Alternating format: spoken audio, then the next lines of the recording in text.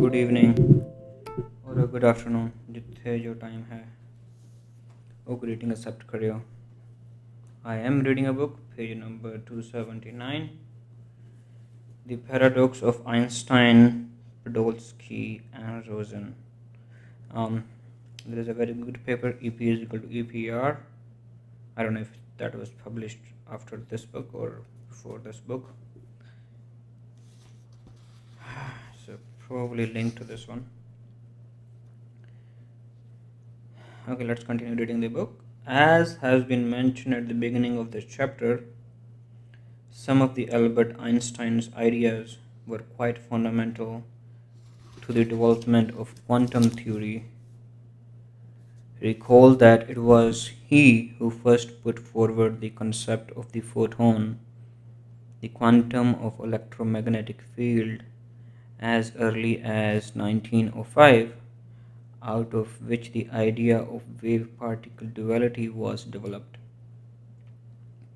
The concept of a boson also was partly his, as were many other ideas central to the theory.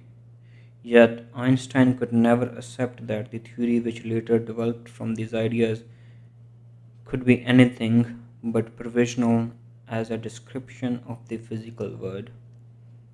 His aversion to the probabilistic aspect of the theory, as well known and is encapsulated in his reply to one of the Max Born's letter in 1926, quoted in page 1982, page number 4043. Quantum mechanics is very impressive, but an inner voice tells me that it is not yet the real thing. The theory produces a good deal, but hardly brings us closer to the secret of the old one. I am at all events convinced that he does not play dice. And it's a very famous quote basically. He doesn't play dice comes a lot whenever we read quantum mechanics. However, it appears that even more than this physical indeterminism, the thing which most troubled Einstein was an apparent lack of objectivity in the way that quantum theory seemed to have to be described. In my exposition of quantum theory, I have taken pains to stress that the description of the world as provided by the theory is really quite an objective one, though often very strange and counterintuitive. On the other hand, Bohr seems to have regarded the quantum state of a system as having no actual physical reality, acting merely as a summary of one's knowledge concerning that system. But might not different observers have different knowledge of a system, so the wave function would seem to be something essentially subjective, or all in the mind of physicists. Our marvel, our marvelously precise physical picture of the world, as developed over many centuries, must not be allowed to evaporate away completely, so Bohr needed to regard the world at the classical level as indeed having an objective reality. Yet there would be no reality to the quantum level states that seem to underlie it all. Such a picture was abhorrent to Einstein, who believed that there must indeed be an objective physical world even at the minutest scale of quantum phenomena. In his numerous arguments with Bohr, he attempted but failed to show that there were inherent contradictions in the quantum picture of things and that there must be a yet deeper structure beneath quantum theory, probably more akin to the pictures that classical physics had presented us with. Perhaps underlying the probabilistic behavior of quantum systems would be the statistical action of smaller ingredients or parts to the system about which one had no direct knowledge. Einstein's followers, particularly David Bohm, developed the viewpoint of hidden variables, according to which there would indeed be some definite reality, but the parameters which precisely define a system would not be directly accessible to us. Quantum probabilities arising because these parameter values would be unknown prior to measurement.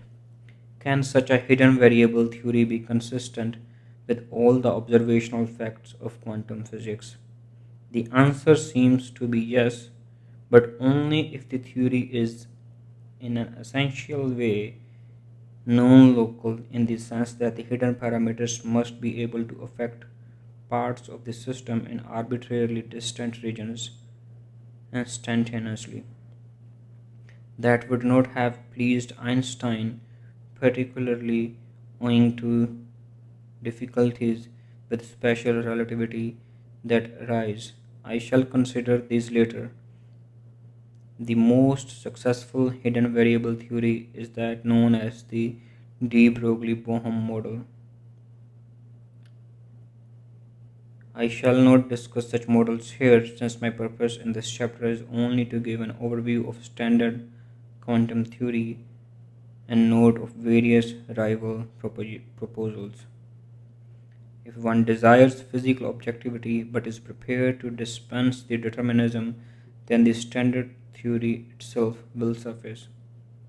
One simply regards the state vector as providing reality, usually evolving according to the smooth deterministic procedure U, but now again oddly jumping according to R whenever an effect gets magnified to the classical level. However, the problem of known locality and the apparent difficulties with relativity remain. Let us take a look at some of these. Suppose that we have a physical system consisting of two subsystems A and B.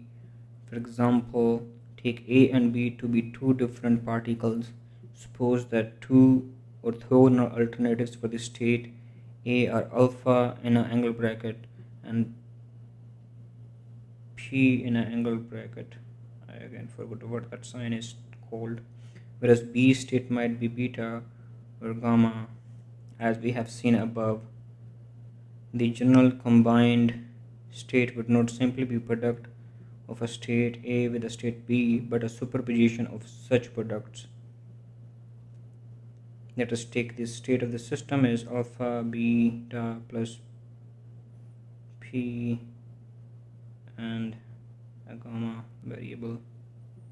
Now perform a yes no measurement on A that distinguishes angle bracket A yes from the P angle bracket no. What happens to B? If the measurement yields yes, then the resulting state must be alpha and a beta in angle bracket. If it yields no, then it is P and a gamma in angle bracket. Thus, our measurement of A causes the state of B to jump to beta in the event of a yes answer and to gamma in the event of a no answer. The particle B need not be localized anywhere near A, they could be light years apart, yet B jumps simultaneously with the measurement of A. But hold on, the reader may well be saying, well, all this alleged illegal jumping, why aren't things like the following? Imagine a box which is known to contain one white ball and one black ball. Suppose that the balls are taken out and removed to two opposite corners of the room without either being looked at. If one ball is examined and found to be white, like alpha, hey presto, the other turns out to be black like beta. If on the other hand, the first found is to be black, then in a flash, the second ball's uncertain state jumps to white with certainty of some variable. No one on his or her right mind, the reader will insist, would attribute the sudden change of the second ball's uncertain state to being black with certainty or being white with certainty to some mysterious non-local influence traveling to instantly from the first ball the moment that ball is examined. But nature is actually much more extraordinary than this.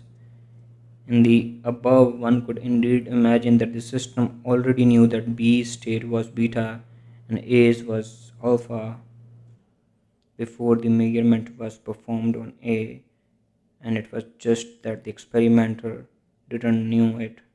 Upon finding A to be in a state of alpha in angle bracket, he simply infers that B is in a beta state. That would be a classical viewpoint, such as in a local hidden variable theory, and no physical jumping actually takes place, all in the experimenter mind. According to such a view, each part of the system knows beforehand the results of any experiment that might be performed on it. Probabilities arise only because of a lack of knowledge in the experimenter. Remarkably, it turns out that this viewpoint just won't work as an explanation for all the puzzling, apparently non local probabilities that arise in quantum theory.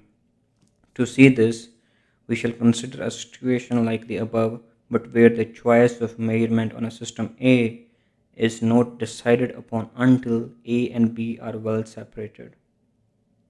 The behavior of B then seems to be instantaneously influenced by this very choice.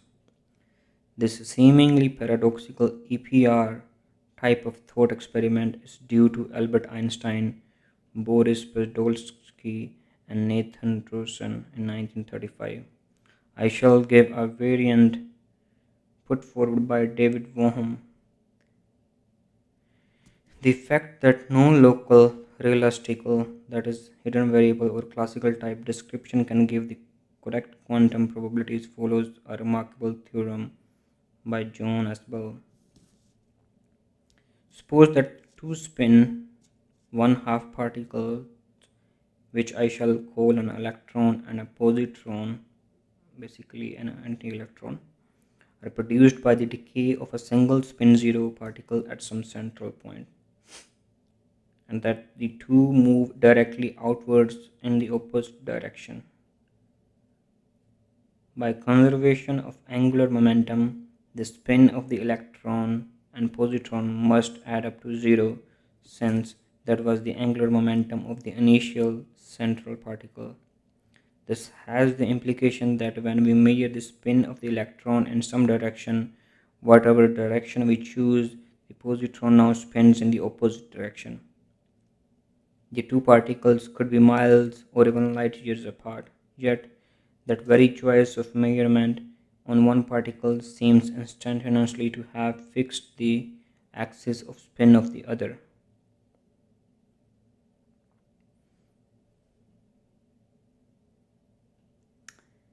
Let us see how the quantum formalism leads us to this conclusion. We represent the combined zero angular momentum state of the two particles by the state vector q, and we find a relation such as q in an angle bracket is equal to e up arrow p down arrow minus e down arrow p up arrow, where e refers to the electron and p refers to the positron. Here things have been described in terms of up and down directions of the spin. Find that the entire state is a linear superposition of the electron spinning up and the positron down, and of electron spinning down and positron up. Thus, if we measure the electron spin in the up-down direction and find that it is indeed up, then we must jump to the state E up and P down, so the positron spin state must be down. If, on the other hand, we find that electron spin is down, then the state jumps to E down and P up, so the positron spin is up. Now suppose that we had chosen some other pair of opposite directions, say right and left, where E up, E right arrow is equal to E up, E down, and P right is equal to P up and P down, and E back is equal to E up minus E down, P back or left is equal to P up minus P down. Then we find there is an algebra equation which concludes that E right in angle bracket P backward left minus E backwards and P right is equal to negative of 2q in an angle bracket, which is the same state that we started from. Thus, our original state can equally well be thought of as a linear superposition of the electron spinning right and the positron left, and of the electron spinning left and the positron right. This expression is useful if we choose to measure the spin of the electron in a right-left direction instead of up-down. If we find that it indeed spins right, then the state jumps to the E right, P left, so the positron spins left. If on the other hand we find that the electron spin left, then the state jumps from E backward right, left, P right. So the positron jumps to the right. Had we chosen to measure the electron spin in any other direction, the story would be exactly corresponding. The state of spin of positron would instantly jump to being either in that direction or the opposite one, depending upon the result of the measurement of the electron.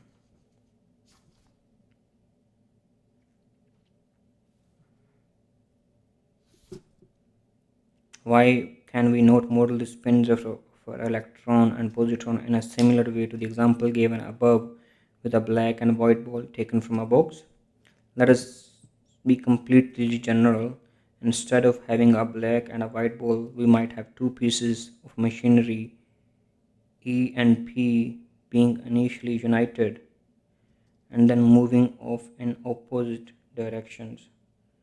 Suppose that each of E and P is able to evoke a response yes or no to the spin measurement in any given direction. This response might be completely determined by the machinery for each choice of direction, or perhaps the machinery produces only probabilistic responses, the probability being determined by the machinery, but where we assume that after separation each of P and E behaves completely independent of the other.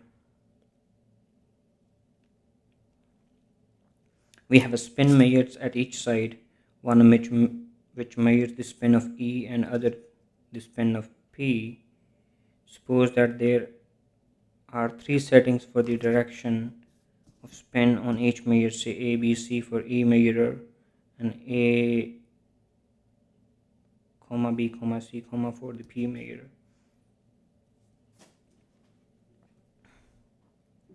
The directions A node, B node and C node are to be parallel respectively to the A, B and C, and if we take A, B, C to be all in one plane and equally angled to one another, that is 120 to each other. Now imagine that the experiment is repeated many times with various different values of these settings at either side. Sometimes the E measure will register yes and sometimes it will register no. Similarly, the P measure will sometimes register yes and sometimes no. We take note of two properties that the actual quantum probabilities must have.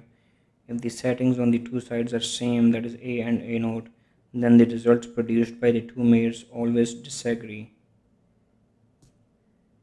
That is, the E measure registers yes whenever the P measure registers no, and no whenever P gives yes. The second property is that if the dials for the settings are spun and set at random, completely independently of one another, then the two measures are equally likely to be agree as to disagree.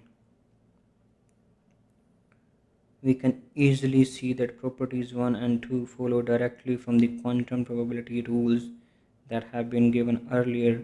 We can suppose that the E measure acts first, the P measure then finds a particle whose spin state is opposite to that measured by the E measure. So property 1 follows immediately. To obtain property 2, we note that for measured directions at 120 degree to one another, if the E measure gives yes, then the P direction is at 60 degree to the spin state that it acts upon, and if no, then it is at 120 degree to the spin state. Thus, there is a probability of 3 by 4 is equal to 1 by 2 1 plus cosine of 60 degree that the measurements agree, and a probability of 1 by 4 is equal to half of 1 plus cosine of 120 degree that they disagree. Thus the averaged probability for the three P settings, if E gives yes, is, I don't know, there is an omitting sign over there, 1 by 3 0 plus 3 by 4 plus 3 by 4 is equal to half for P giving yes, and 1 by 3 1 plus 1 by 4 plus 1 by 4 for P giving no. That is equally likely to give agreement or as disagreement, and similarly if A gives no, this is indeed property 2. It is a remarkable fact that 1 and 2 are inconsistent with any local realistic model, that is, with any kind of machinery of kind envisaged. Suppose that we had such a model. The E machine must be prepared for each of the possible measurements A, B, or C. Note that if it were prepared only to give a probabilistic answer, then the P machine could not be sure to give disagreement with it for A note, B note, and C note respectively in accordance with 1. Indeed, both machines must have their answers to each other of the three possible measurements definitely prepared in advance. Suppose, for example, these answers are to be yes, yes, yes respectively for A, B, C. The right hand particle must then be prepared to give no, no, no for the corresponding three right hand settings. If instead the left hand prepared answers are to be yes, yes, no, then the right hand answer must be no, no, yes. All other cases would be essentially similar to these. Now let us see whether this can be compatible with 2. The assignment yes, yes, yes, no, no, no are not very promising because this gives 9 cases of disagreement and 0 cases of agreement in all the possible pairings A by A note, A by B note, A by C note, B by A note, etc. What about the case yes, yes, no, no, no, yes, and those like it? These give 5 cases of disagreement and 4 of agreement. To check, just count them up: yes by no, yes by no, y by y, y by n, y by n, y by y, n by n, n by n, n by y, 5 of which disagree and 4 agree. This is a good deal closer to what is needed for 2, but it is not good enough. Since we need as many agreements as disagreements, every other pair of assignment consistent with 1 would give 5 to 4, except for no, no, no, yes, yes, yes, which is worse, again giving 9 to 0. There is no set of prepared answers which can produce the quantum mechanical probabilities. Local realistic models are ruled out.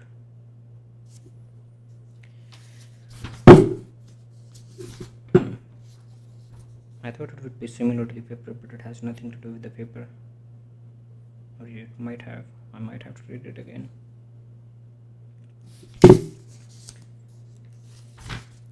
Anyhow, the next topic is experiments with photons, a problem for relativity, and I will continue reading it tomorrow. Thank you.